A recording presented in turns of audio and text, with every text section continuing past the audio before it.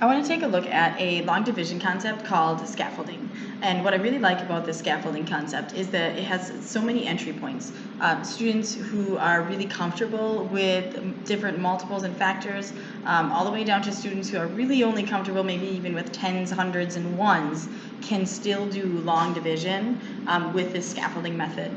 And another reason I really like it is that it helps the students to see the problem as a whole, rather than always just looking at individual pieces of my dividend.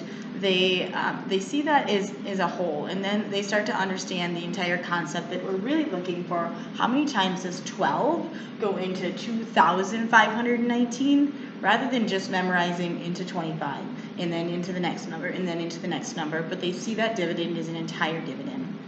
So the way scaffolding works is we start with any factor that we want to choose. So 12 going into 2,519. Maybe one student says, well, I know it's going to go in there at least 100 times because I know 12 times 100 is 1,200. So let's start with that. So it's going to go in there at least 100 times, and I end up with 1,200. And now I can subtract just like I would normally with long division. 9, 1, 3, 1. So what's remaining is 1,319. And now this student may say, well, this was 1,200. I know it's going to go in there another 100 times. So I'm going to write another 100 up here, which is another 1,200. And now I can subtract.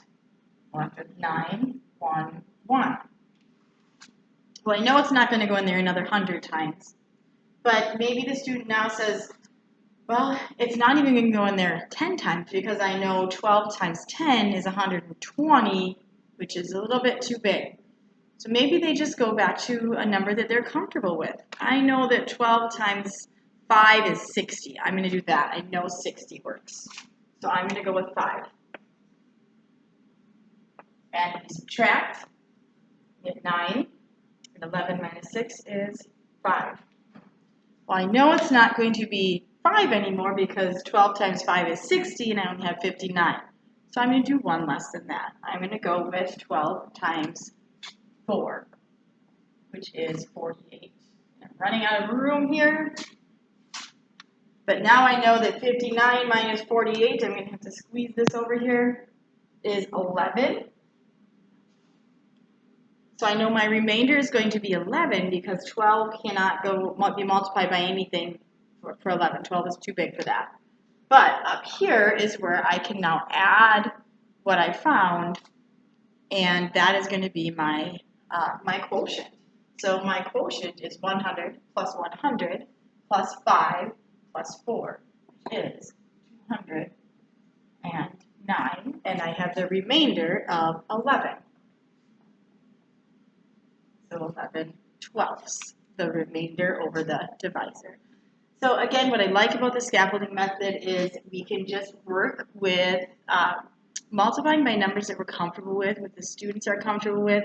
Some students might have an extremely long scaffold because they only can work with maybe tens and they need to do this multiple times. Some students might recognize them very quickly, but overall, it's a method for doing long division where all students can have access to.